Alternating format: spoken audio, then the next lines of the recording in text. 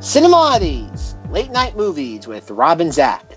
This is a podcast about cinematic oddities where we discuss any media that is too bizarre, abnormal, or off-kilter for contemporary audiences. Occasionally, these projects gel. Most times, they crash hard into the realm of obscurity. Join us as we delve into the cult classic swamp. I'm Zack. And I'm Rob. And here on Cinemodities, we have a situation to talk about. And it is so specific. It's one where you have the opportunity to play a movie for somebody. Maybe you're being forced to do this. Maybe you're doing this voluntarily. But when you're in that situation, you got to ask yourself, well, what do I play? And now, enter Rob and Zack. We are here to curate this list for you. We were curating this list at a rather brisk pace. That kind of exploded into 3 lists at one point. And so now we feel that we have to curate this list with a little more strictness. You think strictness is the correct word, Zack? I'd say more along the lines of we're not going to... there's not an official canon, so to speak. Yes, I think that's a good way to put it. When we discuss these things each episode, when we take in a new movie, visual album, TV show episode, whatever, we are really kind of discussing its status as a cinemoddity. Now, we do these in terms of a series. You know, we like to follow a certain train of thought for some amount of time, and we have decided that we will talk about a late night movie status for maybe 1 or 2 or some random smattering of what we actually talk about in that series. So, for example, Dean Norris series, which we are getting very close to the end of. Is this our last? No, we have one more after this. After what we talk about today. But when we do get the end of our Dean Norris series, we are going to have to sit down, Zack and I, and make the decision, well, what Dean Norris belongs on the late night movie list. Because Dean Norris, I think we can both agree, the one thing Zack and I can agree on, Dean Norris certainly deserves a spot on the late night movie list. Absolutely. Yes. Big fans, Mr. Norris. Okay, Zack, would you like to introduce the movie we are talking about today? Dean Norris plays a major role. That's all I really want to say about it. Yes, he plays the largest role of any film we've discussed of his canon so far. So you know what? Buckle in, folks. It might be more screen time in this movie than in all of Breaking Bad. I think so. I think that's a fair conclusion to draw, right? Oh, yes. We don't need to measure it because it's just so blatantly clear. All right, the film we are discussing today is Gremlins 2, The New Batch. What? Exactly. Dean Norris is in that? I know. And the fun fact is that usually it's Rob doing the mental gymnastics, but he plays the same character in this as he does Terminator 2 Judgment Day. Yes, and that character is none other than SWAT Team Leader.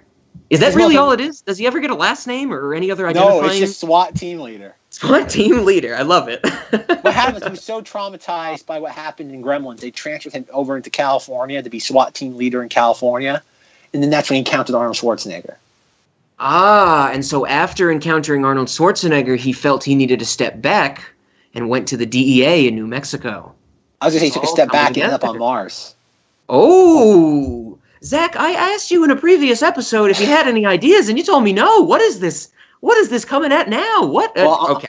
I'm taking a lead after Rob. I'm just making it up as I go along. So to be fair, I can't say there's any sort of coherent plan involved. What do you mean I make it up as I go along? You can see. Can't you see in my video? I have one of those cork boards with all the maps and the string everywhere. That is the Dean Norris universe. He's even got the half lit cigarette falling out of his mouth while he does all this. Oh, 100% of the time. I sleep with the half lit cigarette in my mouth. But yes, right. Gremlins. So how do we delve into this movie? Okay, do we even need to discuss the concept of Gremlins? Is this something that people don't know about? I think it could be summed up. I think it could be summed up with this arrangement of musical notes.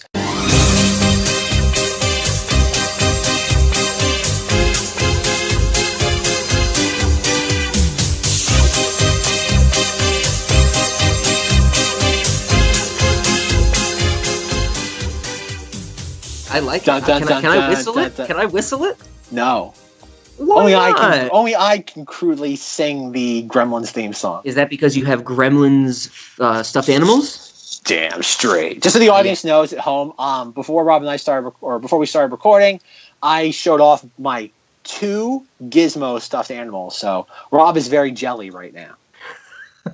Oh, I'm jelly. It's like Janie E, but jelly. That's me right jelly. now. So jelly. Called. Okay. Gremlins 2 is what we're discussing. Gremlins 1 is, I would say, almost a completely different style of movie from what I remember. I did not rewatch it before rewatching Gremlins 2 for, this episode. But the first one is a lot darker than the second one, right?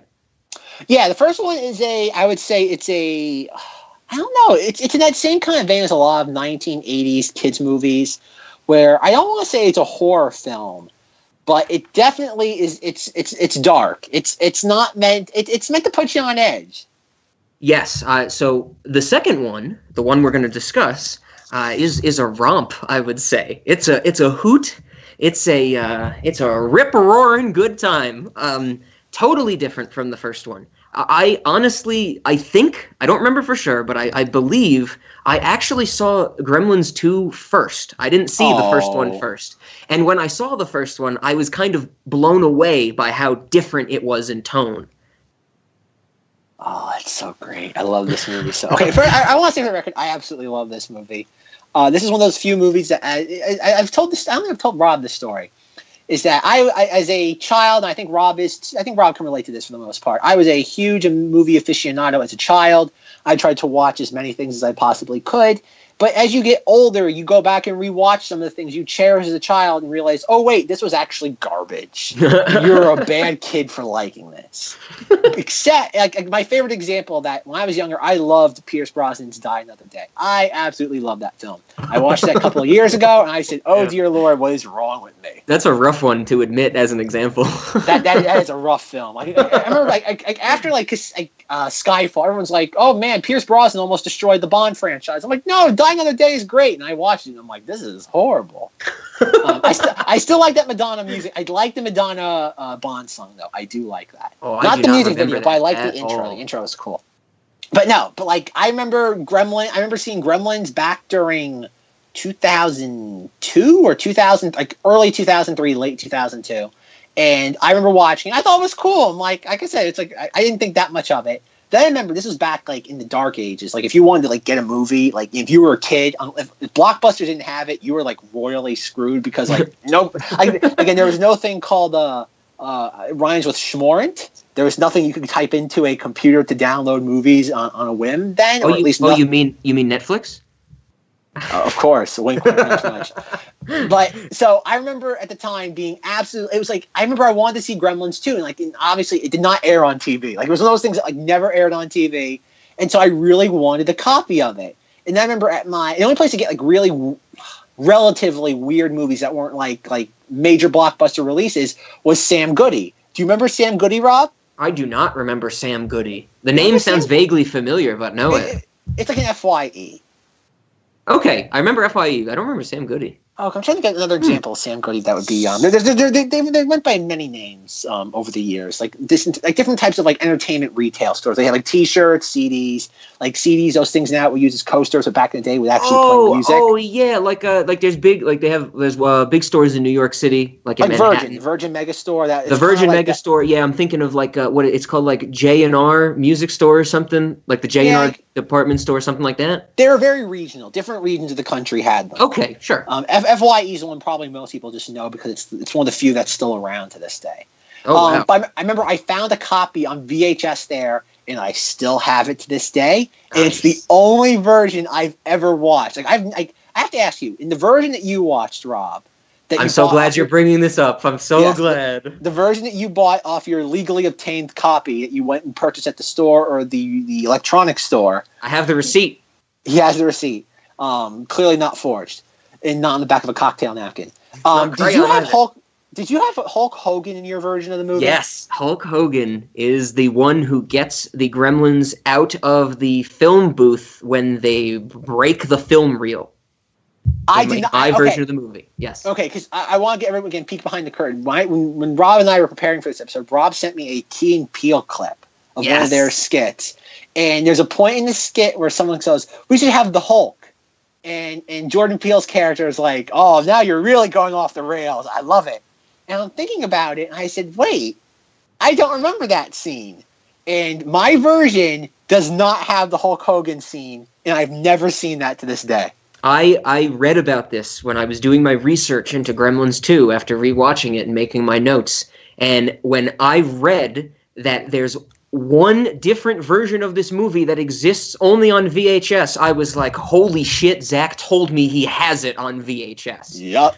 I might be taking a trip to go see Zack so I can see this version of the goddamn movie, because if you hadn't guessed, I love this movie too, even with Hulk Hogan in it. Who do you get? What isn't it John Wayne or something? Yes. What happens is that, and actually it works perfectly, because I'm watching a videotape. It's grainy. The videotape I've had it for over 15 years now, so it's got to be at least 20 years old since it probably was produced. And what happens is that you're in the middle of the movie, and the movie has like a VHS, it starts to deteriorate, and you're like, it starts to freeze. And it's like the only way like a VHS tape would. And then like all of a sudden, because actually as I was eating something while I was watching it, and as it's happening, I'm like, oh no, don't tell me the tape broke. And I actually fell for the ploy. And I'm like, no. And then like you see the grainy silhouette of like two gremlins as they do shadow puppets. Like one does a bird, one does like a rabbit. He's like, oh, little bunny. That's in my version as well. Oh, okay, you get that too. Yep. And then the next thing that happens is John Wayne shows up. Rustlers, hold it. Dope. Get the hell off my spread. Now, go on back to your own movie.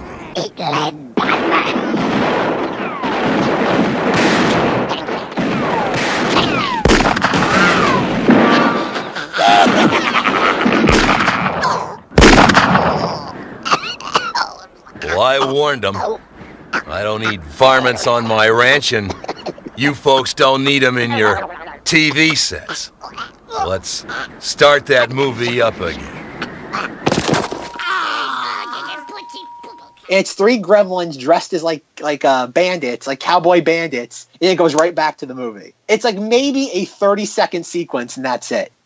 Wow. Okay, I since you said you never saw it, can I explain what happens in my version of the movie? Please do. Okay, so the first question I want to ask you is, do you remember what part of the movie does the VHS freeze up and it starts to do it breaks, like the gremlins break the fourth wall, whole type of thing? What scene? Do you remember what was going on? I think it's when Billy's talking to Christopher Lee with Robert Picardo as well? They're like in the hallway or something, everybody's freaking out? Yeah, I think so. I think that. I don't know if it's right. It might be right. I know he's talking to Robert Picardo. I know that. Okay. But I don't remember exactly when. Like, obviously, all hell's breaking loose with the Gremlins. I feel like it might be a little bit earlier, but I doubt it. Considering the fact that it just changed the scenes out, I'm probably wrong on that. Okay, so that's where mine starts. And what happens in my version of the movie is, they're all talking, and like Christopher Lee his voice starts to get distorted, and like the screen does a jump, and then you see like the film reel burn through and break away. So it's like it doesn't freeze like a VHS would. It's actually like the Gremlins broke the film reel, and that's what we get to see. And then there's the silhouette of the Gremlins, and we see the silhouette of the Gremlins do hand puppets, shadow puppets, and then the Gremlins put on like a video of women playing volleyball. Like there's like a 5-second clip of women playing volleyball, and then what we get is.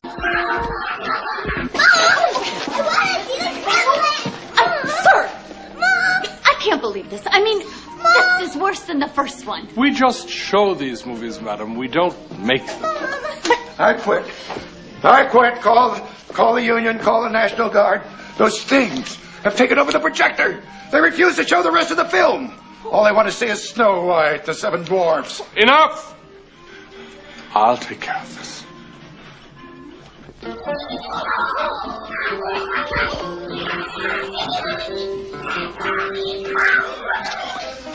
have gremlins in the projection booth.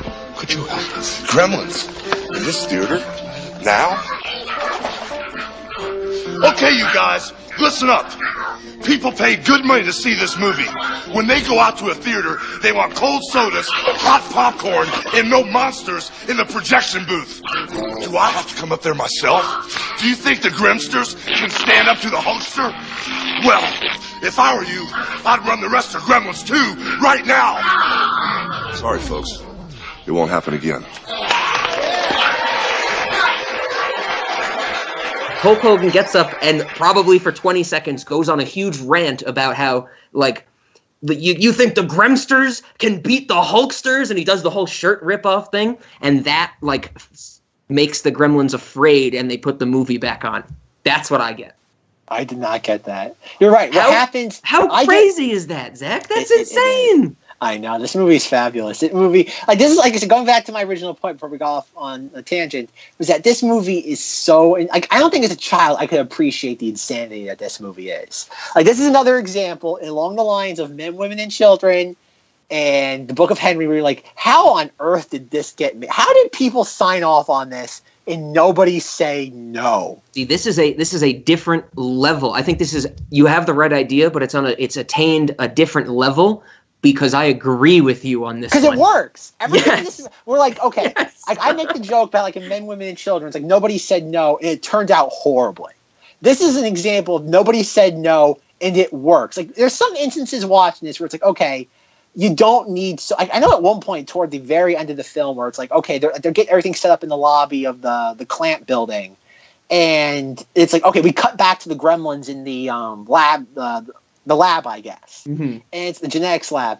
And it's like, okay, do we really need another sequence of them just doing stuff? And it's like, of course, it's a Gremlins movie where everything, it's all hell breaking loose. I'm like, why on earth will I want less of this? I want more nonsense. Oh my God. So yes, before we get into how much we love this movie, because there's so much to talk about in this movie as well, I just want to say that I think Zach and I can both agree. The physical VHS tape that you have, do you have the box for it as well? Yes. That and the box, that is probably the first thing I think we have that is a physical Cinemoddity. That you have a different version of the movie than I think I can possibly get. That's crazy. That's a Cinemoddity, as far as I'm concerned. All right. Cue the music. Physical Cinemoddity. Look at that. We didn't even know we were coming up with those. Oh, dear. Okay, yeah, so... I don't even know where to begin with this movie. You know what? I really don't know either, because if you have not seen this movie, you are missing out. You are missing out, and really, I think Zach and I both perceive this movie as start to finish. You're either laughing or going, what? Something along those lines.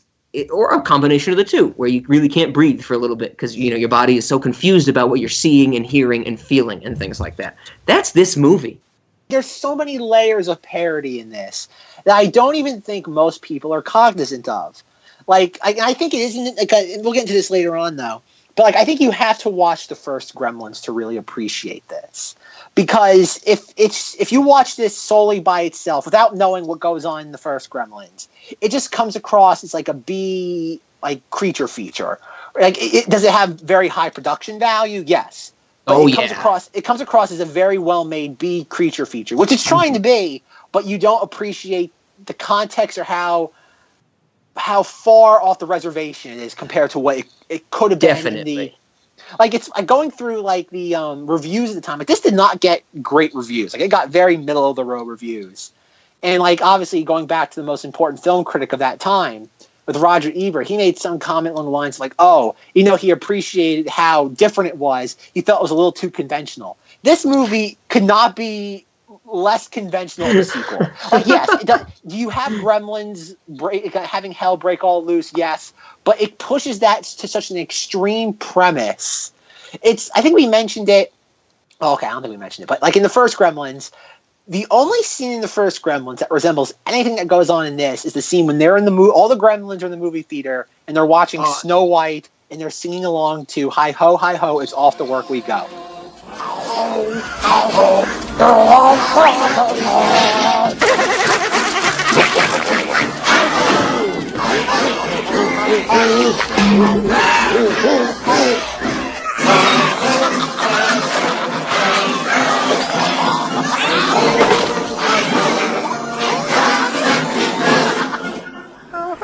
Yeah, that's the most comical it ever gets. Yeah, or the most farcical. Where like what's his name? Zack Gaffigan. I'm trying to think of his name. Was Galligan? Galligan? Zack Galligan? Whatever. Yes, Zack Galligan. He like turns around to Phoebe Cates and it's like they're watching Snow White. It's like they're all in the theater just watching Snow White. It's like why wouldn't Gremlins find that funny or find that amusing? It's just a subtle moment, which again it's just so weird. So it's like okay, you don't think much of it though. But I guess the first Gremlins is like if you don't know what you're getting into, you see Gizmo and Gizmo's cute. Then he bursts all these horrible little creatures. Oh yeah, or like all these mean creatures. It's amazing how in every single these two movies, all the other Mugwais or Gremlins, as soon as Gizmo bursts them, their first thing is to try to destroy him. My commentary for my this movie is full of me like why are they bullying Gizmo? Like why are they bullying the nice quiet kid? You know, like that's so fucked up. and the fun thing about this movie is that even when all the other Mugwais are birthed in Gremlins 2, he immediately like hides under the desk. Yeah, Gizmo read the script to this before he even got there. He knew he hid under the desk. So I feel like it's gonna be you and I reminiscing about certain points in this movie. Okay, so what was your first point? I looked at my notes and I actually do have somewhere I want to start, Zach. So one of the first shots of this movie, after the Looney Tunes stuff at the beginning, did your version of the movie have that? Yes, with Daffy and Bugs. Yeah. That was. I thought they missed an opportunity there. I thought they should have had like a Gremlin break through the Warner Brothers logo or something. I thought that would have been better. Now that you remind me, in my version, remember how I said between the two parts of John Wayne, there's a scene where something happens? Hey, I bet that was a... Say, do you think that... Hey, could that have been a... Gremlin? That is what happens in the... My version of the movie. Okay, wow. Yeah, I don't get that at all, that scene. Well, I only have Looney Tunes at the beginning and the end. And they don't really do anything. They just kind of like Daffy wants to say the title and he doesn't do it right. You got them at the end? Yeah, at the end of the credits, there's like another scene with Daffy Duck and Looney Tune. After it's a post-credits scene, like legitimately a post-credits scene in the version I have. Okay, now I'm intrigued.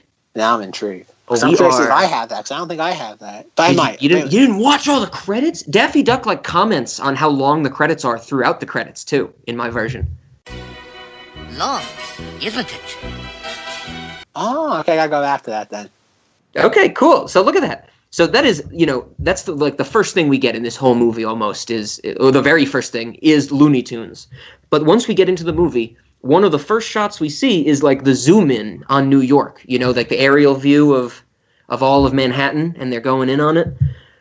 I have to say, I'd be remiss if I did not bring it up. Is this the first time that we have pre 9/11 imagery on Cinemodities? Because we've had 9/11 imagery, now we have pre 9/11 imagery. Is it? Yeah. Is it the first? Did we get any in Total Recall? No, that doesn't take place in New York. Ah, yes. Okay. So yeah, we get to see the Twin Towers at the very beginning of this movie. We get some pre 9/11 imagery. That sets the tone for the whole thing, right? Yes. Especially now that we know that 9/11 happened. They were ahead of their time. Who directed this? What's his name? Joe Dante. Joe Dante. Yes. Speaking of Looney Tunes, he did Back in Action, right? Yes, which will probably be a Cinemodity at one point. Oh yeah. If you get on far enough. Oh yes. Okay, so I guess I would say I have a few aspects of this movie that I absolutely adore, and I think those are the things I want to bring up and talk about, so we can get some good clips in here. That's what I'm thinking about with this movie. What do you have, Zach? Anything like that? Oh, I have a soft spot for Gizmo, and that's one complaint I have about this movie is there's not enough Gizmo. Like he has a great moment toward the end where he kills what's that gremlin's name? Is it Mohawk? Mohawk's the bad gremlin. I know Stripe is the bad one in the first Gremlins. So he kills the spider gremlin near the end. But that's Mohawk though, isn't it? The bad one, like the main bad one. I don't know. I guess I've never really kept track of. You don't know your specific Gremlins? I don't. I'm not up on the. I care more about the characters. I care more about John Glover and Haviland Morris. And Dick Miller. Yeah. Basically everybody but the two main characters. I'm gonna go out on a limb here and say that any movie that Dick Miller is in It's an automatic Cinemoddity. Oh, Dick Miller, the entire filmography of Dick Miller, which is like 80 movies. I think that man did not say no to anything for a while. Literally every movie he did is a Cinemoddity. I'm just saying it now. I'm gonna push back on that. No. Dick Miller is a treasure. Okay, so but anyway, though, continue. For the audience, that is Zach proposing an idea, and we're gonna talk about it, and we'll get back to you. It's set in stone. It's in the movie. Okay, so I think the first thing I want to bring out about this movie is something that I think if you just show this to someone, or someone who maybe saw it when they were younger, they might have caught on at one point or another, but not realized how prevalent it is throughout the whole movie. And the point I'm bringing up are the building voiceovers. So you know how the building like says stuff to everybody in the building when things are going on? Do you realize how funny all of those are? Like, that is one of the funniest parts of this movie. Those, like, little messages in the background I find so incredibly comical. So one of them, near the beginning of the movie, is the voiceover says, you know, the car parked in parking garage, whatever, with license plate, blah, blah, blah.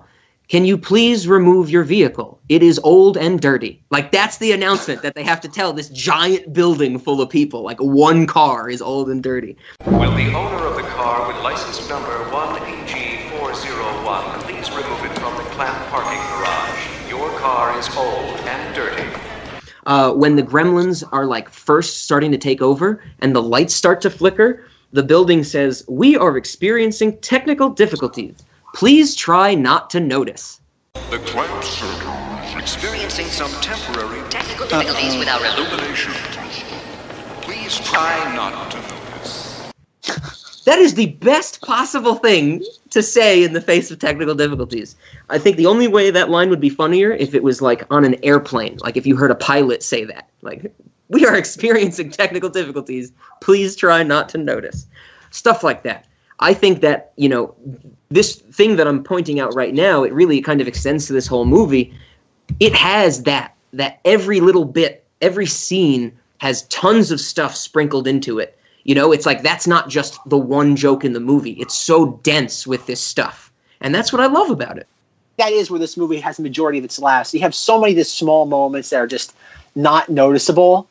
But so let's get so I'm trying to think. Like, I really don't have a favorite moment. The only moment to this movie that I genuinely love, above all others, is I love the scene where the twin scientists play the music for Gizmo and he just starts dancing. And Christopher Lee, plus I just like the idea of how they were able to make. I know it's obviously it's a very crude composite shot, but the idea of just Gizmo dancing and it's Christopher Lee. Like, at the time, people have to realize this.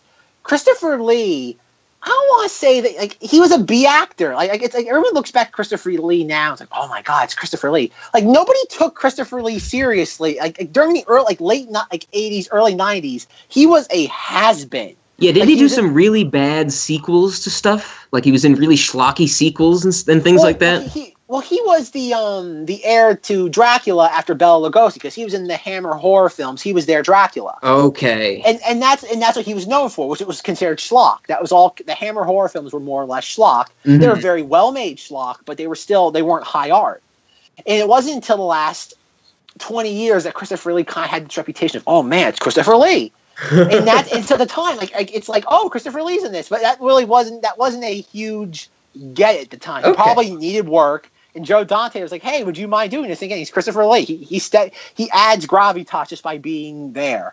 And then there's one other thing that I think people don't realize. I remember I heard this This was big during the obviously the presidential election with Clamp. What's his name? Daniel Clamp. You have I believe so. Yeah, Daniel Clamp. Is that everyone was like, "Oh, he's a parody of Donald Trump," and yes, he's a parody of '90s Trump. But at the same time, though, he's also a parody of Ted Turner. Like, that's the whole thing. And that's everyone forgets Ted Turner was insane too. Like, everyone forgets early '90s billionaires were great. Like Ted Turner. Like my favorite thing about there's a Family Guy joke, and we have to insert it here, where it's Ted Turner. And he's like, "I'm gonna colorize the moon." And I'd like to announce I'm giving a gift the whole world can appreciate. I've colorized the moon. And that's hysterical because Ted Turner, like, actually at one point in his life was buying black and white movies to color them. Like, that was like an actual project he was doing. Ah, damn. And it's like, and Ted Turner was insane. Like, people out there, like, he's going away now. It's a couple like months ago. I'm like, what happened to Ted Turner? And you look up, there's like no new information. No, he's still alive, but you don't hear anything about him anymore. So I'm guessing he has nothing. But no, but like, and that's what Clamp is. Clamp is a mix between Trump and Ted Turner, and that's where the video at the end, where like he thinks everything's like everything's falling apart. And he plays the video that's like the end of times, and that's a real thing because like, Ted Turner actually had like a 60-second video produced in case there was a nuclear Armageddon, and he wanted a proper sign off for CNN. That's a real thing that they're parroting. Oh, hot damn! Because of the end of civilization, the Clamp Cable Network now leaves the air. We hope you have enjoyed our programming, but more importantly, we hope you have enjoyed life. It's beautiful, isn't it? And 99% of people don't know that. Like, I didn't know that, but it kind of makes sense. Like, I believe it, that a TV station or TV network would have such a plan in place, you know? Just in case there was complete Armageddon, they wanted a proper sign-off. I think that I'm as crazy as Daniel Clamp and Ted Turner, because I would do that for sure. You would do that? But like, I'd have two different. I had different videos for like different world-ending events. Oh, okay. You have more than one videotape lying around. Yes. But like, then you have the stuff like he's going around saying, "You call it city developer save city." I like the sound of that. That's clearly a Trump. That is a through and through Donald Trump thing he would say. There's stories about how the fact that Daniel Clamp was originally intended to be a mean character, and I guess the portrayal by the actor kind of was more lighthearted, so they tweaked the story appropriately. Oh, okay. That's a story I've read over the years. Like this all came out back during the presidential election. We were doing everything in our power to tie everything to Trump more so than we do now. Of course, yes. But no, going back to the movie itself. But no, like I said, Daniel Clamp is a fun. Like usually, again, you'd have that character, and the CEO would be the guy who's only concerned about profits. I only care about profits. Why are they destroying my building? And he's in the moment Billy shows up and starts explaining to him what these things are, he is 100% on board. He's like, "Oh yeah, okay, they're gremlins. I'm going to stop the gremlins." And his little like evacuation tube that has him going underneath a plant in the middle of midday. Yeah. Again, that's hysterical. That scene in and of itself is hysterical. He has his little escape pod that delivers him underneath a plant. And he has the same, like, stoic stance and facial expression the entire time it's coming up out of the ground. And we get to see it coming out of the ground the whole way.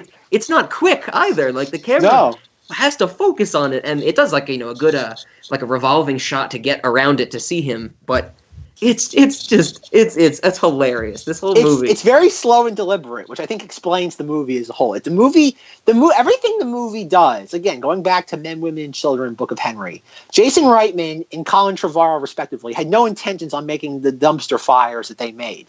Joe Dante put everything he wanted to in this movie. Like, there's nothing in this movie that is by accident. I think it's worth noting, too, even like we take, I know it's a cliche now, too, to say, or it's archaic to say, oh, CGI effects are horrible, practical effects are better. But, like, you know how much work goes into having, like, 15 gremlins in one scene just going bonkers? Yeah. That's the art direction in this movie is so... The attention to detail in the art direction in this is so wildly fantastic that I can't imagine how much effort they put into some of this stuff.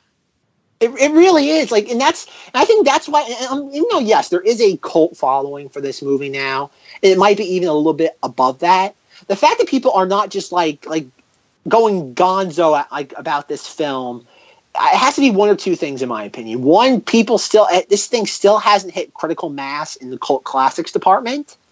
It has not reached the Room level. I guess there is that branding of it where it's like, think about it. This thing was produced by Steven Spielberg. Needs no introduction. Kathleen Kennedy, who's now the head of Lucasfilm. I saw that when I watched the credits. I saw Kathleen Kennedy, or even in the intro credits, I think. And I was like, oh wow, Kathleen Kennedy was involved with this.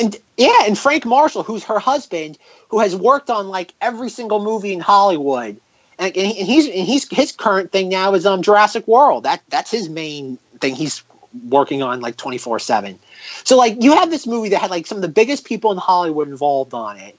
You had Rick Baker, who's one of the legendary special effects makeup artists. So I guess in a way it's hard to like appreciate this as a cult classic just because it has so much money behind it and so much proper talent. No aspect of this movie is really lacking, you know? I don't think that anything is weak in any respect. And I think that's what ultimately is this film's biggest detriment, is that people can't appreciate for the nutso whack job film that it is. Like there is, like, again, going back to the Key and Peele sketch, it's like I remember I saw that sketch before Rob shared it with me. Oh, okay. Because that was a big thing on Twitter. Like whenever that premiered, everyone was sharing that for like a day or two.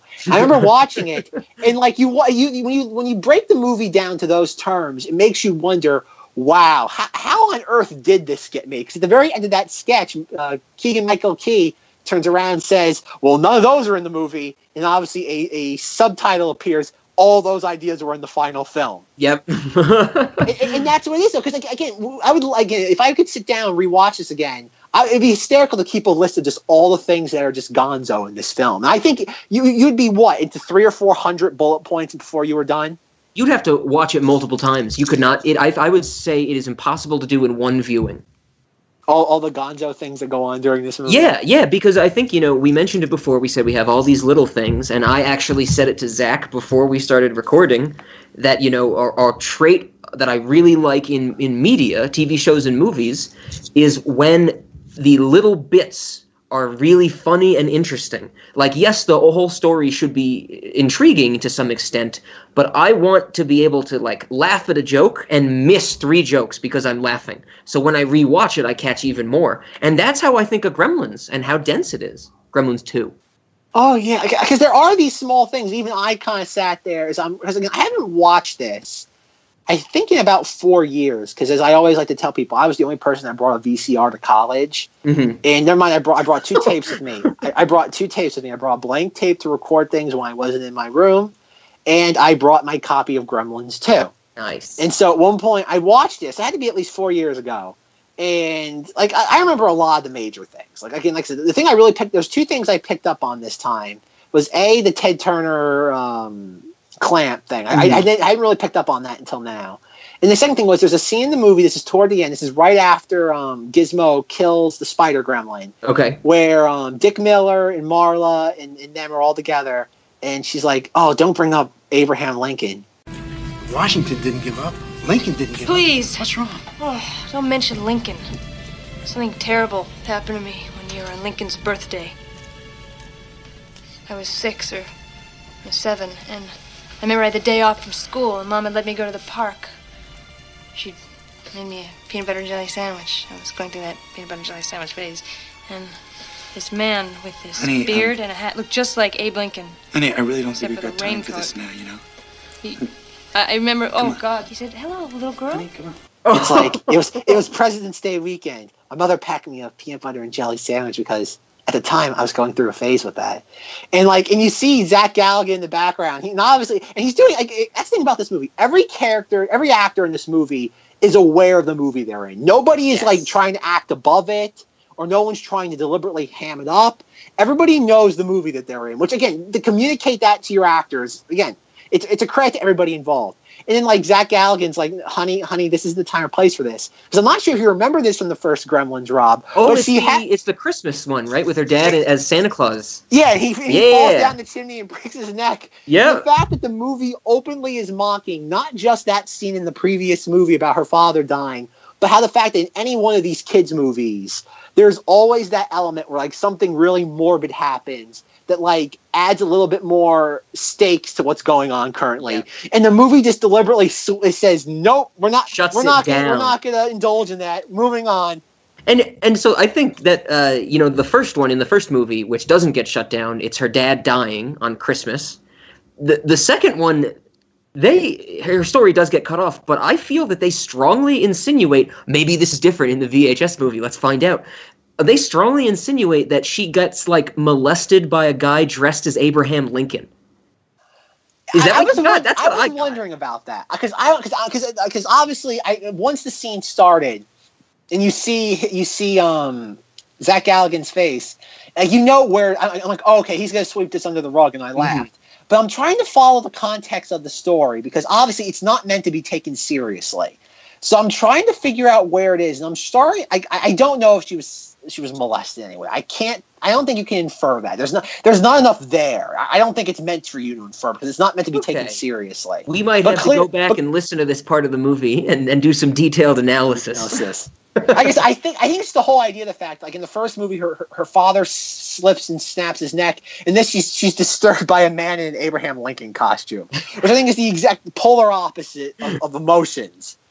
Sure, what you want from your audience. Yes, it is very, very different. So I'm glad you brought off that point because that is something that we should absolutely say. Once again, if you've never seen Gremlins 2, you're missing out, but it is hilarious, but it is self-aware. This movie is incredibly self-aware. And we get one of my favorite scenes in the movie, which I had like totally forgotten about before I rewatched it for this episode. So I'm sitting here and I'm recording my commentary, and of course, as I'm, just thinking about the Gremlins and I know all their rules, I'm being the one who's like, well, what's the cutoff for after midnight? It's always after midnight. Like, is 7:59 a.m. no good, but 8 a.m. is good? Like, do they have to go to sleep? And I'm like, what if you put them on a plane and they go through different time zones? When is it midnight? And I'm actually saying these things in my commentary. And then we get a scene in the movie where they're asking the main character about the rules. Okay, wait. What if one of them eats something at 11 o'clock, but then he gets something stuck in his teeth? Yeah, like a caraway seed or a sesame seed. Whatever, right. And then after 12 o'clock, it comes out. Now, he didn't eat that after midnight. Yeah, that's Look, right. I didn't make the rules, okay? Rules? I don't believe this. Oh, wait a minute. What about this? What if they're eating in an airplane and they cross a time zone? I mean, it's always midnight somewhere. I fell in love with this movie again in that moment, Zach. And that's the brilliance of this movie. This is a movie that, again, the story behind this was the first movie came out in 1984. Huge success. Part of that legendary summer of 1984 where you had Ghostbusters, you had this, but you had all these things, and obviously the movie made a ton of money. They sold a ton of merchandise off of it. And because it was produced by Amblin, Spielberg's production company, Spielberg was like telling Joe Dante, we need to make a sequel. And Joe Dante, I think, always just pushed. The story was that he pushed back on his other things he wanted to do. And he didn't think really there was any other story. It's like, how do you make a sequel to a bunch of little gremlins running around terrorizing a small town? How do you improve upon that? How do you do it? And the story was that they said they kept begging him for it until eventually he kind of just relented and said, let me do whatever I want and I'll do it. And they said, okay. And they basically gave him a blank check. It was like, do whatever you want. There's no way this can fail. Okay. And nobody looked over his shoulder. I guess they trusted him enough. And you did have all these popular... I think it's also a movie that is very... Even though now it's very dated. Like, it looked not for special effects, just because of the context of how the movie takes place. Like Rob was saying, this is a pre-9/11 movie. That wasn't the most jarring scenery thing for me. The thing that was the most jarring scenery was that you look outside the building... Again, I don't know my New York City streets, though, but what's now the MetLife building is then the Pan Am building. Yes, the Pan Am building. Pan Am, and I think it lasted, maybe 5 to 10 years, and that was gone. I think they dissolved in the 90s. To me, that's the most jarring part. Not the flying gargoyle gremlin. The Pan Am building. Pan Am building. But no, so like going back to that, so Joe Dante does all this. And then the movie is like I don't want to say it's a flop, but like it did not make back its budget from theatrical receipts, which is like considering how much money the first movie made was like horrible. And like they've always blamed it on the whole idea of like, oh, it was too late. Like it came 7 years after the original. Like kids had, I think about if you're 7 years old when the first Gremlins came out, you're a teenager now. It's like I don't want to see a kids movie. And I don't think that's the reason why this movie didn't appeal to people. I think this movie was trying so hard to lean into the criticisms of the first movie. Like Rob pointed out, the fact there's a scene in the movie where characters openly dissect the rules of this film and the prior film and openly mock them. And they only stop until a gremlin literally jumps out of a computer console and starts biting them. Yeah. It's fantastic. Exactly. The movie literally shuts itself up. And I think that's the reason why this movie never clicked with general audiences. Like Rob said, it's extremely meta. Mm-hmm. I don't think that was even that was barely a concept 10 years ago to have something so self-referential. I think doing that in the early 90s, or even when this was made back in the late 80s, I think in a weird way, it was a movie. Again, Joe Dante made the movie he wanted to. It shows. And I think at the same time, he alienated his entire audience, except for a few people who could appreciate it at the time. And now, who, even though it's a larger base that appreciates it, still is very niche. I think that's what he chose. He made his vision, but he paid the ultimate price for it. I kind of agree. He paid the ultimate price in the short run, in the theatrical run. In the long run, I think it's gonna make its way. I think it's, an upward, especially with the help of our podcast, it's on an upward, clearly, momentum to getting to the honor it deserves, I think. Well, it's worth noting that after Gremlins 2, he only made 3 more movies, like 3 major, like Hollywood movies. Mm-hmm. He made Matinee with John Goodman, which I've never seen before. Me neither. But it did not. It was a box office failure. He did Small Soldiers. I love Small Soldiers. Which in and of itself is a Cinemoddity. It's a great movie. Also stars Dick Miller, by the way. Oh. And his last major theatrical film was Looney Tunes Back in Action, which we already discussed. We discussed will be a Cinemoddities. Yeah, I also am not against that movie. I haven't seen it in a while, but I think I enjoyed it the last time I saw it. It's worth noting that Looney Tunes Back in Action was another film. Looney Tunes Back in Action was the opposite of Gremlins. They started off the film letting him make the movie he wanted, and halfway through they said nope, and they literally pulled the rug out from underneath him. Oh. And the film just like Warner Brothers had no faith in the film when they put it in the theaters, and essentially gave it no marketing dollars, and it just royally bombed in its release because they just had no faith in it. Oh, Warner Brothers. Yes, Warner Brothers. And then fast forward 15 years later, and they make Justice League. Oh, Warner Brothers. Warner Brothers. Warner Brothers just doesn't know how to make movies. Unless they're Batman. Then they can make movies. Unless they're Batman? Did you just say Batman? Batman. Bitman. What about that? Okay, I have another one. I want to bring up another point that I really like about this movie. What's her name? Marla in the movie? The redhead? Yes. Her real name is Haviland Morris. Her first name is Haviland. That's a great name. It is a great name. She's a great actor. She might be up there with Naomi Watts. She's a Law and Order, not regular really, but she's been on a good bit of Law and Order. I had forgotten that she's in this movie, and god damn, her hair is red. This might be the reddest fucking hair I've ever seen in a movie. Have you seen redder hair in a movie, Zach? Not recently. It's so red. So here's the thing. We kind of get this really, really deep subplot for the beginning and then the end of the movie where, what's her name? Phoebe Cates I thought she was married to Billy, but they're planning to get married or something. They want to get married, but they can't afford it. Okay. And, when Billy gets notoriety from Clamp, Haviland Morris is oh, we should go out to dinner. We should start, going out. We should do this team up type of thing. So I think he should have went with Haviland Morris.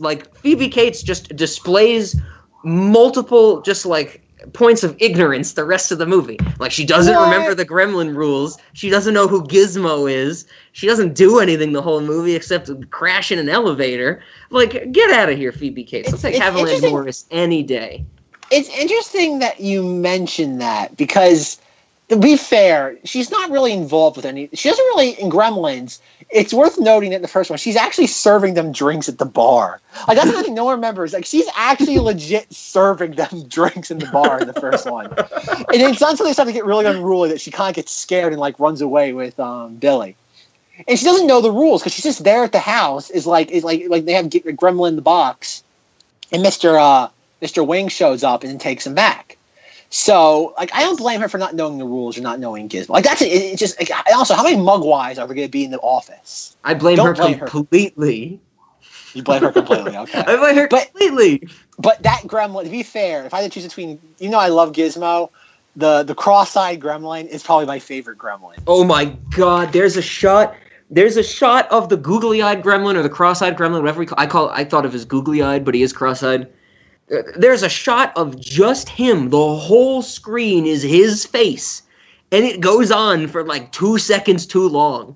And in that moment, watching this movie, I finally thought that my TV might be too big. Like, I thought that it was so unsettling because it's a full face-up puppet of the gremlin just screeching, the crazy noises they make, and his eyes are googling around, and it's like drooling, and I'm like, okay, this should go away now, and it keeps going, and I'm like starting to feel uncomfortable. I think Joe Dante, whoever the cameraman was at that time, absolutely loved that gremlin or that mogwai. There's not as many other than Gizmo. There's not as many close-ups of any other one of the creatures with him. Like the brain gremlin's there. I think he's probably the third most one after that. But the cross-eyed gremlin gets one that tortures Gizmo too. The one that tortures Gizmo as well. But he doesn't get as many, because I know enough about how they made this movie. Like, every time, there's a different, puppet of Gizmo, there's, so many different puppets of him. Like, every time there's, a huge close-up of his eyes and, mouth, they made, a giant Gizmo, the size of, a room. I did read that. Yeah, that they upscaled. And, in order for them to get those close-ups, they had to make one. I'm pretty sure the only other time they do that much of a close-up is the cross-eyed. I know the other one doesn't even really get that. Any of the others get that. Even, Mohawk, or they have all of the names. I don't know the names. I just know the cross-eyed gremlin because I like him. And again, like I said, he is really, because he also shows up. He shows up at their apartment. Mm-hmm. He's in the cooking segment. And it's also worth noting too is that but you have all these gremlins in this movie. And think about it, they're gremlins. They're not supposed to be individual characters. Yet every single one of the gremlins that we're introduced to is so unique. Even the first bunch, the initial 3 that come from Gizmo. Yeah. You have Mohawk, you have the cross-eyed one, you have the grumpy looking one, then you have the one that goes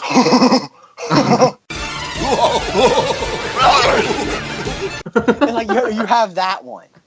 And it's you have and they're all unique. And then when they become gremlins, their features transfer. You don't easy be okay, we want a bunch of gremlins. And yes, they do that later in the movie, where some of them, obviously, one drinks, the vegetable potion and starts, growing vegetables out of their face. I'm going to throw in a gremlin myself. Vegetable gremlin, just write it up. I'm having so much fun, thank you. Yeah. And one has, I'm trying to think, one has, the Warner Brothers logo painted on him. Yep. And, they all become, some of them become indistinguishable from each other, though. But, the initial ones are so unique that you that's why you can point out halfway through, oh, the Mohawk gremlin turns into the spider gremlin halfway through. Yeah, that's really cool. That's a neat, once again, attention to detail. That makes the difference in this type of stuff. I love it. So, are you saying that you're taking Phoebe Cates because that's how this all started? You taking Phoebe Cates over Haviland Morris? Yes, I like Phoebe Cates, but it's worth noting that both her and Marla just disappear for the second act of this film. Oh yeah, completely. Because she falls down the elevator shaft, which I have no idea how she survives that. And then Marla just shows up during the Spider Gremlin confrontation. She's like, "Who turned the power out in the office?" I'm like, "Someone pulled a fire alarm." It's did that not send off any warning signs to you? They completely disappear during the second act. Oh yeah. So Phoebe Cates she was the tour guide for the building, and they had the worst hat. The hat was the building. Excuse me, she has the greatest hat. That's the worst hat I've ever seen. It's also the greatest flashlight. Yeah. There's points in the commentary where Phoebe Cates is running around still wearing the hat, and I'm like, take the damn hat off! Why would you wear that in a time of crisis? But Haviland Morris actually has a plan. She's like, oh, you got notoriety from the head of the company, we should team up. And she had ambition. Phoebe Cates couldn't do anything. Haviland Morris actually demonstrated that she had motivation. She also smoked indoors. Yeah, and if that's not a turn on for you, Zach, I don't even know why we're talking together on a podcast. That's the other thing that's worth noting. On top of the Pan Am building, the amount of smoking that she does, you would not imagine in a kids movie, someone's I want a character to be smoking. You could not be thrown out of the building fast enough. Oh yeah, it's rare. She's chain smoking. She puts one out and she automatically has another one in her mouth. It's great. She really does. The amount of chain. And a couple times I was trying to figure out how she even lights a cigarette because you never see her with a lighter. That's true. You only see her she puts it in. She covers it with her hand or her cigarette case or something. I'm guessing the case has a built-in lighter. That would be so cool. I need one of those. You want a cigarette case that actually has a lighter built into it? Yeah. Okay. Or, I need a gun that is a cigarette case and a lighter. What? You see those guns? It's shaped like a gun, but it's a lighter. Like you pull the trigger and the flame comes out. But it also has to be a cigarette case. Like I can put the cigarettes in it's a revolver, and I put them in the chamber. Whatever. Okay, I'm trying to go through all the characters. I think that's the easiest way to go through this. And then you have Mr.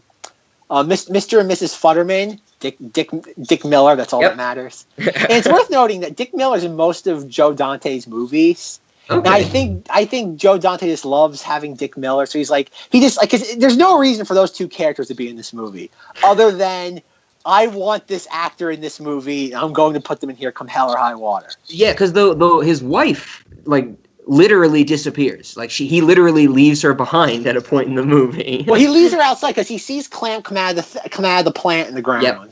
And he sneaks in there because he tries to get in the building because he has his moment of realization that he's not insane once he sees the bat gremlin trying to attack him out. And he covers it in cement. Mm-hmm. But no, like I said, those are two characters you don't need, but it's fun to have Dick Miller back because he is such a he's a presence in of himself. He is great. Oh yeah. Dick Miller. You are kind of convincing me on the Dick Miller, maybe a Dick Miller series, not a Dick Miller Cinemodities blanket statement. Dick Miller is a worthy follow-up to Dean Norris. I don't know. We talked about J.K. Simmons. We talked about J.K. Simmons also. J.K. Simmons won an Oscar. He's a little too above us at this point. Well, we got respect. We have respect for J.K. Simmons, so we can do him on a podcast. It's like Total Recall. He's too good for us. Oh God, let's not go down this rabbit hole. But no, Dick Miller is another Dean, probably even a lesser Dean Norris, where everybody knows his face, but nobody knows his name. That's a good point. He is one of those I know that guy type of actors. He's a character actor. Yeah. Okay. And then there's really the only other main character that's worth talking about, I think, at this point would be you're talking about the guy who falls in love or decides to fall in love with the female gremlin at the end? No, because he's a pretty big character. Forster, I think his name is in the movie. Yeah, the security guy. He's not the one who disappears halfway through the movie. That's worth noting. A lot of the characters in this movie just disappear. So that is the actor Forster. That's Robert Picardo. So according to the internet, which I did not know, he's the voice of Johnny Cab in Total Recall. You didn't think I was going to get a voice acting thing in here, did you, Zach? I knew you were because you mentioned that during a Total Recall episode. But who I was talking about was Grandpa Fred. Yes. Who's I guess, oh God, I know now there's Sven Gulli who does this. But I guess he was like an original Elvira almost. Yeah, he had that. I would say he was he was doing a version of the late night movies type of thing. That horror movies that what do they move him at the beginning? He says he gets a 3 a.m. time slot or something. We have another great line of dialogue I did want to mention. We have two in quick succession, and it's a random scene when the gremlins first start to jump out into the common area of the building. And it's when women are getting frozen yogurt. I think it's frozen yogurt. Yeah. Or it's like a salad bar or some type of food, you're in a line like that.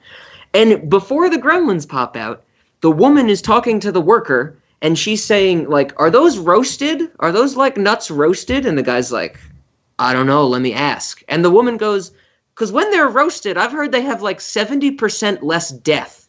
I'm not sure. Alex, are the peanut butter cups all natural? I think so. I know they're pesticide-free. That's not the same thing. They can put 100 other things in there. I think a lot of the stuff comes off the peanuts when they roast. Yeah, well, you know what? Roasting is about the worst thing you can do. In countries where they don't roast, they have, 70% less death. That's what she says. She says 70% less death. Yeah. This clip is going in the episode, Zach. This is one of the funniest lines, I think. She's like, I heard they had 70% less death. And then, very shortly after that, a gremlin pops out of one of the food containers, and a woman screams rats. And some other person goes, did she say there were rats? And the worker responds with probably the best way to quash any fear in the food industry. He responds with, she said there's no rats. It's a rat! Oh my God. What's going on here? Did she say there are rats? No, she said there's no rat. That's not what she said. Like that's what this guy's first response is. Someone imagine living that scenario. How baffling that would be if you hear someone scream, "Oh, a rat!"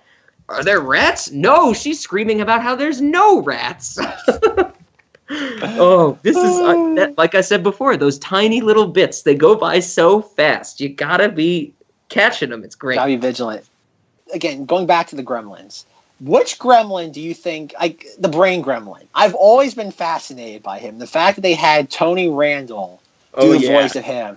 And the only thing I have to say is that I was expecting to have a little bit more, like rewatching this now, like seriously, I'm surprised there's not more of a payoff with him at the end, considering the fact they build him up. Because he shows up halfway through the film, and he shows up, every 10 minutes? And he's doing something different. Yeah, he's always doing something different with his intelligence. That's a really good way to put it. I don't think I've ever thought of that aspect before. But he really becomes a focus of the movie once he's created.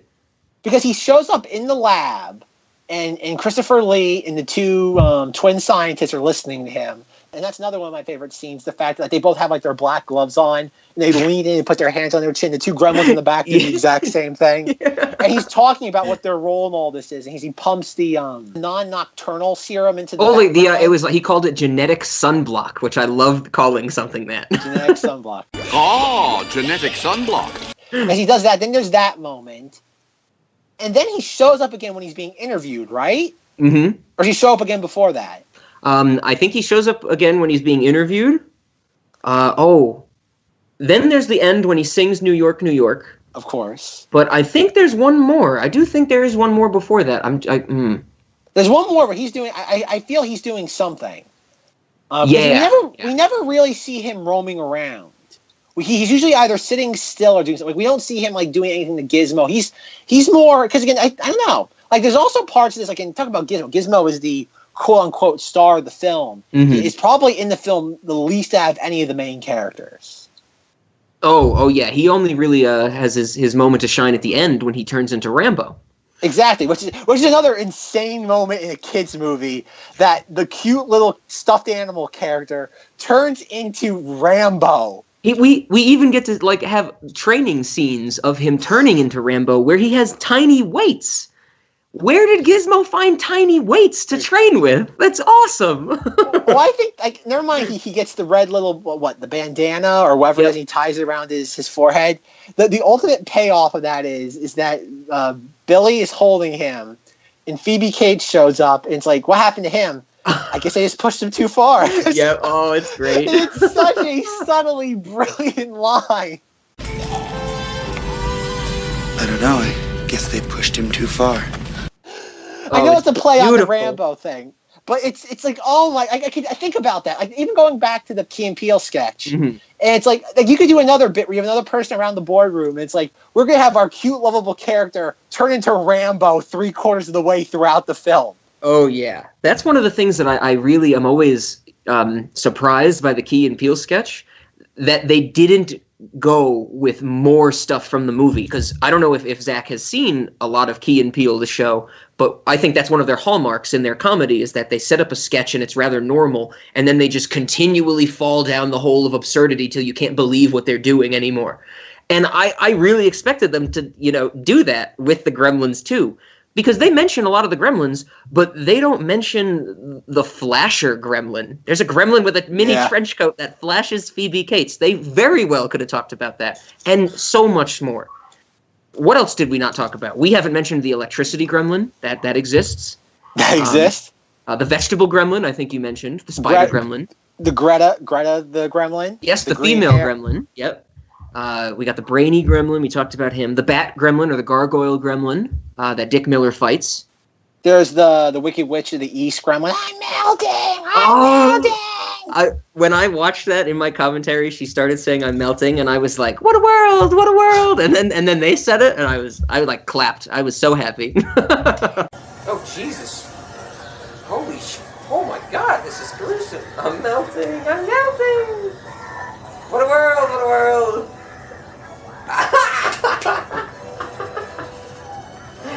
Oh. Well, going back to that final scene, though, is I think that's one clever thing about the movie. You have the whole plot with Clamp goes outside. He's fully on board with the plan. They're like, "What are you doing?" He's lowering the what would you call it? Like it was it's some type of screen to block out the sunlight. And then they're like, "Oh, we're all ready to go, Mr. Clamp." And then right on cue, which is again, this is not just brilliant for a Gremlins movie, like for Rob and I liking this movie for insane reasons. This is just brilliant storytelling. You have this whole plan that's being set up, and the moment it's about to unfold, it starts to rain. Yeah, and it's worth knowing that like 15 minutes later, there's no rain outside. Like, they go outside the building afterwards. There's no rain. It's sunny out. Like, they completely abandoned that plot thread. Like, don't get me wrong. It's an obstacle. But it's clever because it's the last thing you're expecting at this point. Oh, yeah. It threw me for a loop on the rewatch. I was like, oh, yeah, I forgot about that. That's cool. That's a really good, like, little twist at the end. Yeah, it's like okay, how are they going to get out of this? Yep. And, but like, it's worth noting though. It's like even at the end, maybe it's because I'm sympathetic toward the villains sometimes. But it's I think when they're killing all the Gremlins, I can't help but feel bad. Like because as I was watching this, I'm trying to figure out what's the worst thing that the Gremlins do. It's like the Gremlins, I don't think kill anybody. They hurt people. The only person I think they might kill, the electricity gremlin, like. Christopher Lee goes through Christopher Lee's body, and we see him like drop to the floor and fall down, and so that's the only one where maybe he's dead. But I was thinking the same thing. They just cause mayhem. Really, the Gremlins. Yeah, they're like they scratch people. They do things like because I was trying to figure out like what do they do. I know they bite Christopher Lee. They scratch obviously the woman in the at the control room or wherever it is. It's the gargoyle scratches Dick Miller. Yeah. But it's worth going back to that scene. It's worth knowing that in the beginning of the film, before there's any Gremlins, they're like another thing. This movie's really forward thinking about. They're watching all their employees. Like, isn't there like one guy taking like a smoke break, like behind like a filing cabinet, and they're like, "Hey, you, you're fired." Unauthorized break time. You are fired. That's an unauthorized break period, my friend. You don't work here anymore. Terminated. Then he like gets on the voiceover. He's like, "Yes, you. Bye. Clean out your desk." And it's worth noting that like that's something that goes on today. Like Big Brother's always watching, and like even though some of the stuff in this movie, like the 24-hour cable, like does not resonate as much as it once did. Mm-hmm. There's still a lot of these things. There's a lot of points in this movie that are there. I'm shocked that this movie is not picked up on. Like I know it. I know I've said it before. But, like, I don't know why this thing is not, like, celebrated. Like, every year there's like a screening somewhere where people, like, dress up as Gremlins and people, like, do all, like, not Rocky Horror Picture Show level, but, like the Room level, like, where people just, like, worship this thing. Like, you can, like, I would love to see the Disaster Artist based around this movie, where you have, like, you have, like, Steven, and I guess you can't do it because you could not portray Steven Spielberg. There's no way, no film studio is ever going to allow someone to portray him. Oh, yeah. Because that would just be you just don't do that. I keep saying that, like, 30 years from now, like, when all these people are, like, when Lucas, Scorsese, Spielberg, like, all these directors in, like, the 70s and 80s are dead, you're going to learn so much horrible things that they did, like, during, like, so many, like the dam's just going to break. That's a Zack prediction right there. Watch out. It's true. Well, no, I have a prediction about Spielberg that I want to get into. Once you're done with your Gremlins points, there's one final point I want to bring up. I want your opinion on it, but carry on. Okay. Because I have something similar to that about subtitles that I wanted to talk about. Oh God, subtitles. So the one other thing I want to talk about Gremlins, even though I could go on forever about all the funny lines that I pulled out while watching it again this time. The one thing that I want to talk about, Zach, is another voice acting thing, but it's actually a question. It's actually somewhat of a mystery, according to my research. So I'm assuming you have seen The Fifth Element? No. You've never seen The Fifth Element? I've never seen Luc Besson's The Fifth Element. Oh, okay. It's a good movie? Did I cut this tangent off? No, you didn't. I'm still going to explain everything. So Bruce Willis is the main character, and at the beginning of the movie, Bruce Willis, when he like wakes up in his apartment, we get a few scenes where his mother calls him, and his mother nags him. And this role, the mother is only over the phone, so it's just voice acting. This role is uncredited. and the internet seems to be divided on who they think voices this. There's someone they think it is, who's not related to Gremlins, but the other half seems to think it's Haviland Morris, who is Marla in this movie. And they moved the deadline You see, back, Billy, so this is your problem right here. You only see your little part of it. I have to have a complete situational long-term overview outlook perspective. It's as simple as that. Corbin, sweetheart, you got broken fingers, you can't punch my number? Hi, Mom. 17 messages. And don't tell me your machine is broken again. Those things are good for 1,000 years. So, Zach, my question for you is, how do we find this out? Who do we got to tweet to find this out? Who do we tweet, Zach? I don't know. I'm trying. Who we tweeting, Zach? Who do we write a letter and then a follow-up tweet? who do we promise to donate $25 to if they give us the answer we're looking for? So, can we tweet Haviland Morris? Have you ever tried that? Have you ever tried tweeting her? I don't think has she done anything recently? Law and Order's VU, maybe like season 12, which was they're on, like season 19 now. So I think that's like 15 years ago now. So you don't think she does the tweets? You have to go looking for her. You have to go to her and hope that it's not just like an agent that if she has a Twitter feed that checks it. You have to hope that's actually her. Or somebody, or she even if it is her, she's willing to entertain such questions. What if we tweet the director? You think the director would tell us? The Luc Besson? I think he's too busy. I think he's too busy trying to make ends meet after Valerian bombed. Man, so you're saying he needs the donation, and he would tell you for $25. If you offer him $25 for an answer, he probably will give it to you. Okay, so audience, will get back to you on that. I'm going to do a deep analysis of who I need to tweet to figure this out. And we'll get back to you. But right now, just believe it is Haviland Morris, because that's what I like to think of it as. That was really, I think, the last thing I had specific to Gremlins 2. Before we get into this other stuff, do we want to talk about this status as a Cinemoddity, or are you steadfastly saying that you're not sure it hasn't reached that status yet from that before? You mean Gremlins 2? Yeah, because I think it's a Cinemoddity for sure. Oh, yes. Oh, okay. So you're in agreement. It checks off all the boxes. Like it's not like Men, Women, and Children's a masterpiece to make, but no, this thing checks off all the boxes. It's insane. It's entertaining. It has a niche following. Yeah, and I think there's something in it for everybody, and it's a true weird experience, no matter who you show this to. I don't think there is something. So I think I don't know who you would show outside of the whole idea of showing this to somebody. I think if you show this to the wrong people, they just think it's goofy. They're like, that was stupid. It's like, I don't know. I'm always hesitant to show people. Like, that's one thing about, like, I love movies. I'm always extremely leery of recommending movies to people because there's so many times where I'm like, oh, you should watch this. And it's like, I don't think this, like, it always terrifies me. It's like, it's one thing recommending a movie to someone, because if you recommend a movie to someone, they go into it expecting, and they come out and they're like, this was horrible. They'll go out and tell 15 people that they hate a movie before they tell one person that they love the movie.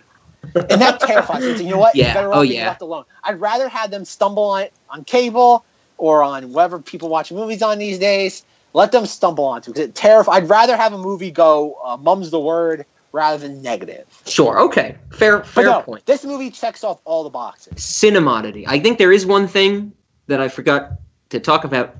Okay, we actually do have to talk about Dean Norris in this movie. Yes. Because speaking in all seriousness now, he does not have the largest part in this movie.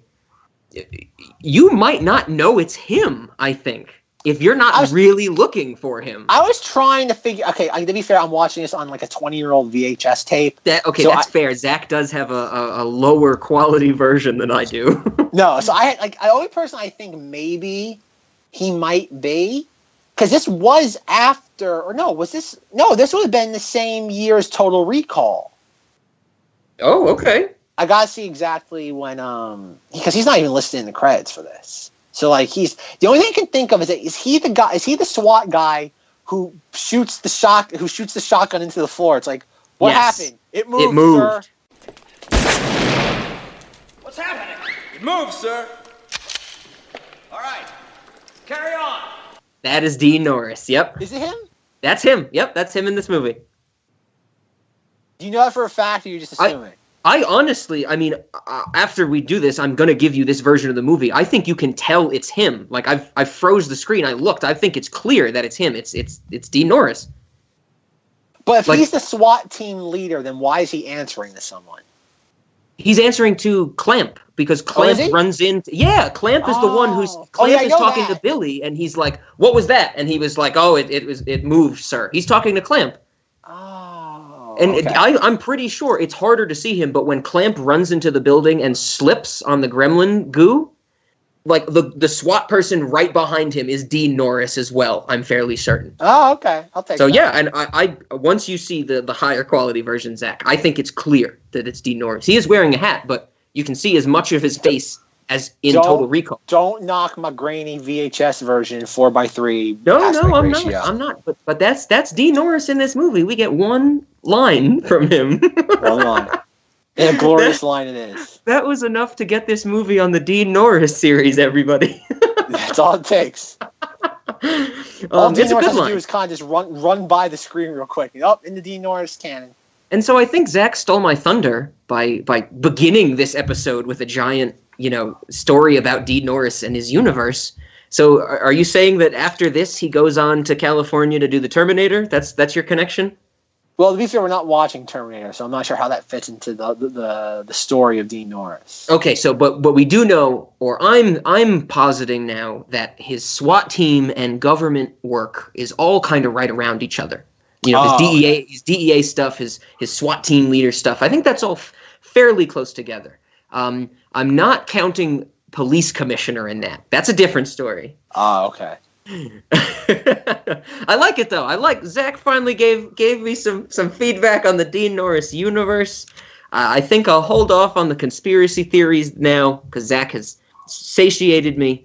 But just wait until we get to Abigail II. The hinge is gonna blow off. Okay, so Gremlins 2 is a Cinemoddity. And apparently Gremlins 2 is such a good Cinemoddity has given Zach and I both something we wanted to talk about other than Gremlins 2. This is my concern. Like everybody, as Rob probably knows, there's this thing on the internet where it's like, how long until they remake Back to the Future? How long until they remake Gremlins? Because there's no way they can just straight up do Gremlins 3. Like people only care about the first Gremlins for the most part. Mm-hmm. And there's really nothing outside of Gizmo. There's nothing sacred about the Gremlins franchise. And it really isn't. People know about it, but it's not like you don't see the Gizmo action figures or stickers as much as you see some other stuff. Sure. Yeah. Well, there are Gizmo action figures. Like there are. Oh yeah, no, they exist, but you see them nowhere near as frequent as the other stuff. No, he's not like you don't. Like it's not like every Halloween. Like every Halloween, you'll go through like Party City and see the Beetlejuice costume. That movie is 30 years old. Yet every year you will see that costume being sold. Definitely. Yet you will not see a Gizmo, whatever it is. How long until we get Gremlins 3? And when we do get it, it's inevitability. It's going to happen one day. It's like the Back to the Future remake. We are going to get that. At some point, we are going to get, considering the fact that Christopher Lloyd and Michael J. Fox are still alive, yet they will not make a Back to the Future 4. Mm-hmm. Remake is the only thing now, because obviously, like I said, nobody cares about Zack Galligan and Phoebe Cates. When that happens, will they just straight up go the CGI route and just do a straight retelling of Gremlins where it's Christmas night and there's something like that? Like, is that what happens, or do they try to keep any of the comedy in there? I don't know. That's a good question. So I'm tempted to say right off the bat that they would lean more towards like a full-on remake, because I feel that, people do care about the Gremlins movie, the first one, but I don't think it's something that, is as, say, visually memorable as some of these other movies, like, say, Back to the Future. Like, I think there's scenes in Back to the Future that, people can really, really latch onto. Quotes as well. Like, you say, when this baby hits 88 miles per hour, you're going to see some serious shit. Like, everybody knows that's from Back to the Future. Do we have any quotes like that from the original Gremlins? And I feel like that is weighing on my decision of whether I would remake it or soft reboot it based on how well people remember the original source material. My thing is, and this is what, because I'm trying to, I'm not, because again, they're probably going to go soft reboot. Like, they're not going to go straight up reboot, because what it would be, if I had to guess, like, I'm putting my hack screenwriter cap on right now, and what I think it would be is that it would be Zack Galligan, Phoebe Cates. You get them back. Okay. And they'd be the parents, and it would be their kids. And I don't know who their kids would be. Like, you'd have to sit there. The whole idea of or probably divorced. Like, they'd have to be divorced to make it sound like what people go like these days. Yeah. Zack Galligan who knows what he'd be into, but something would happen where I don't know how you reintroduce Gizmo into it. You could always just say, I don't know, Gizmo's just been around forever, and something happens to him, and then I guess it's like, okay, how do you say Gizmo's been around for 30 years or 25 years, and this never happened again? Yeah, I don't know. Because like he gets wet or something, and it's like, oh, it took 30 years? Or like something happens, or maybe they find like a female like they find like a female Mogwai, like something like that happens. Like someone I don't know. Like, I'm trying to really put my horrible ideas thing. They find like a female Mogwai. Well, the female one from the second movie lives. Like, it doesn't get destroyed from the electric gremlin at the end of the second movie. I would imagine. Well, I don't know, but like, I don't think they connected. I would imagine they're going to distance themselves as far away as possible from that movie. That's a good point. Well, yeah, I would not be surprised if they go, or maybe they don't even have Gizmo, because remember at the first movie he gets taken away from them. Mm-hmm. There's a good chance that that's maybe it's because in the first Gremlins, Mr. Wing has the grandson or a nephew. I don't know if maybe it's just a neighborhood kid. I don't know. Mm-hmm. And maybe that's how Gizmo gets back to them. They might even just ignore the second one entirely. I would be very upset with that decision, but I could totally see them doing it. But that's what they do, though. It would be the straight up just soft reboot route where it's the first one. Phoebe Cates and Zack Galligan are together. And Gizmo, it's like, oh man, except it's their kids this time who do it, and that'd be the excuse. It's like they didn't learn the lesson once. Now it's time to again. It's like, and that's what it would be though. You think they small town setting again? I don't know if it'd be that same. Like, you look at that first Gremlins, it's like Norman Rockwell painting. Like, oh yeah, town. It's like straight up. It's actually the same town from Back to the Future. Actually, cool. It's Universal backlot. I don't know, because the problem too is that it's such a small story, the first Gremlins, mm-hmm. and then doing it for the modern era. Like, how do you not get like obviously somebody has to film this on their cell phone at some point. Like, at some point in the movie, one of the kids, somebody has to be like, I think there's a gremlin in my car, and then like obviously like it's like I don't know, like there's like a soccer mom who's a gremlin is gonna get a Twitter account, Zach, in the movie. Like, that's what I mean, though. And like the gremlin's gonna sign up. Like, at one point, like the gremlins are like running around town. They see someone left their laptop open, and the gremlin goes, Twitter, and starts typing things into it. And it's like there'd be something like, and like there'd be like some soccer mom like going Christmas shopping, and she tells like the GPS. It's like you call it. It's like turn left up ahead. And then like the woman keeps driving. And it's like, wait, that was my turn. And it's like, GPS, get me home. And like a gremlin like jumps out of the console and starts like biting her neck. Like there'd be something like that. It's like you have to shove technology into this, or like Alexa, the Amazon Alexa thing. Mm-hmm. It's like there'd be something like that where like the smart home. It's like Alexa, like someone shoves like the gremlin like into the oven. What temperature would you like? Royal. And like it'd be something that the whole audience would laugh and cheer, because I know what that is. I have an Alexa, and it's like, and I feel like again it'd be just lowest common denominator humor. It's like, and I feel like that's what it has to be. We can do it. Let's write this. Oh no, I don't want to write this movie, because it makes so much money. I don't want to make money, because going back to my comment about Spielberg. It's like, you know why they haven't made, like, why Hollywood hasn't remade Back to the Future yet? It's because Steven Spielberg has said, over my dead body. And that's the I think he's keeping he has the rights to so many of these movies. Mm-hmm. He's the only one holding back the floodgates. And that's why I just like when he dies, like so many things, like Back to the Future, Jaws, I'm trying to think what, like all these things, they're going to be greenlit for remake. I was thinking about it. You realize there hasn't been a Jaws sequel since like 1987? Oh man, no, I have not realized that. It's like, think about that. They made 3 of those sequels and then they stopped. It's like, you know how fast these movies would be greenlit? Like, some studio executive is just dying to greenlight the Back to the Future remake, because it's going to make $1 billion opening weekend, and everyone's going to go see it. It's going to be Jurassic World. It's going to be the exact same movie except stupider. Except instead of Michael J. Fox, you're going to have Guy McFace. And instead of Christopher Lloyd, you're going to have who's an older actor? Like, who's an older actor everybody knows and likes? It'll be Steve Carell. No, one of them would be female. One of them would be female, at least. At least one of them would be female. You're right. Marty McFly would have to be a woman. I'm trying to think. Who's an actor that everybody loves but really has no talent? I don't know. I'm trying to think.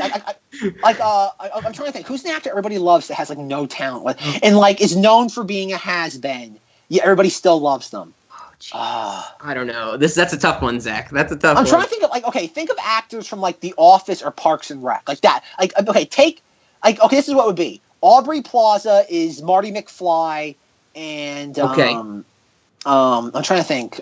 Oh my god, that actually makes too much sense. Like in a horrible, like crappy screenwriting way, that makes way too much sense. I've spoken too much. I can't say anymore. Like I'm terrified. Aubrey Plaza? It does. I was Aubrey actually going to say the Plaza same thing. as a young Marty McFly makes if you're the Universal executive, that makes perfect sense. I think that would fit really well. Yeah. Oh god. And she we need to write this. No. Okay. Who would be Doc in that? Who would be Doc Brown? Who's an older actor that they like? That's what I'm trying to think of. Some because you have to play that like kooky crazy aspect just as well. You know. Like I don't think that they would change that aspect of the character. I know who it would be. Who it would be. Who? Aubrey Plaza is Marty McFly and Jeff Bridges is Doc Brown. Jeff Bridges. I could get behind that. That's it right now. That is your new Back to the Future. Jay, I love it so much that it's not only in the movie, but it's definitely in the movie. There's no backseats on that one, no penny taxis. Yes, in the movie. Done. When are we getting it? What year? No year, because I'm gonna take a gun. I'm gonna blow my brains out so nobody. I'm gonna destroy this recording. Then I'm going to blow my brains out so nobody ever hears this. I thought you were gonna say you were gonna like end the world, not just end your life. I'm gonna buy the rights. Like, did you hear the thing? Like, whatever it was, like Elon Musk is like, I want to buy Facebook just so I can shut it down. Yeah, I did. It's like that's what I'm going to do. I want to buy the rights for. That's what Steven Spielberg's doing. He's buying the rights for these things just so he can shut them down. Okay, how much do you think it'll cost to buy the rights? I don't know. We might be more than $25 donation. 50. Okay, Zach has left. We're on to the Solo Rob podcast. Total Recall is a late night movie. Fantastic Planet is a late night movie. Star Wars: The Clone Wars is a late night movie. I haven't gone back on that. Gremlins 2 is a late night movie. That episode of Breaking Bad we discussed is a late night movie. All my choices, really. Oh, I think he's coming back. I gotta stop talking. So what snack do we eat during this film? Yes, what snack do we eat? Oh my. So there are so many snacks to eat during this movie. It really kind of is a player's choice. You could go with vegetables for the vegetable gremlin. You could go for some type of popcorn atmosphere. At least that's this feeling that I got, because in my version of the movie, when they break the fourth wall and reveal that this is like a film reel and in a theater, that gives me the popcorn vibe, that type of thing. If there's any way, Zach, you as the snack master, please tell me, can we get the liquid electricity that the gremlin drinks? Because that would be the snack. I'm looking up online. I typed in Gremlins food into cereal. I got Gremlin. There's Gremlin cereal. Do you have any of this? Did you buy it on clearance, like the Batman vs Superman cereal? No, I unfortunately did not get that. It was a little before my time. Yeah. But no, someone actually made some really clever like desserts, Gremlins, where it's like them melting. Oh, that's cool.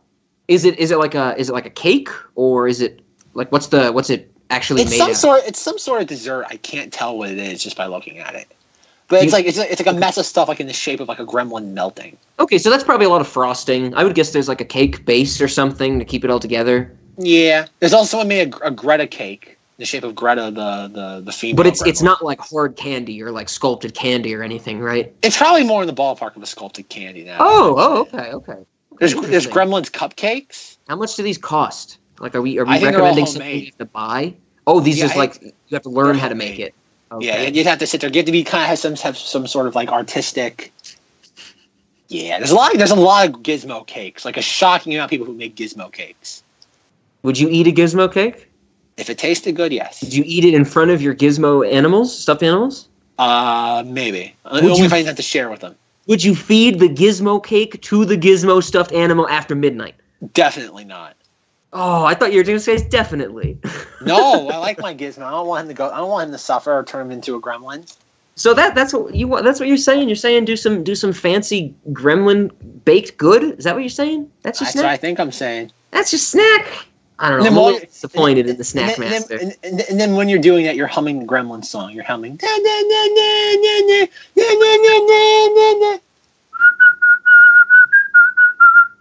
See, was that good? That's pretty good.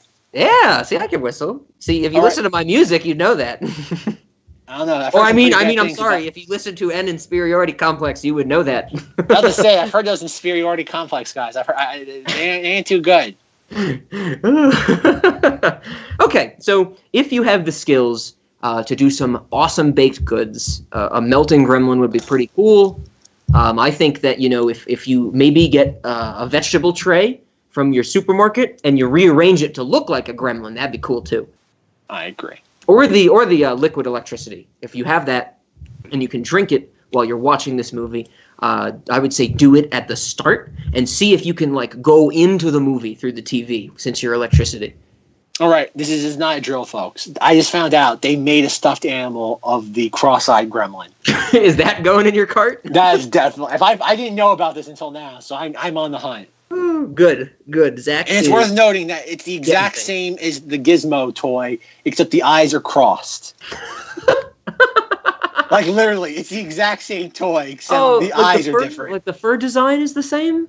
It's eerily. The only difference, the hair on the fur on the fur on the head's a little bit different, but the body's more or less the same. I'm against that toy because whoever designed it is clearly trying to give Phoebe Cates credibility and say, "Oh, it was a simple mistake." They're not. They're different. Goddamn gremlins.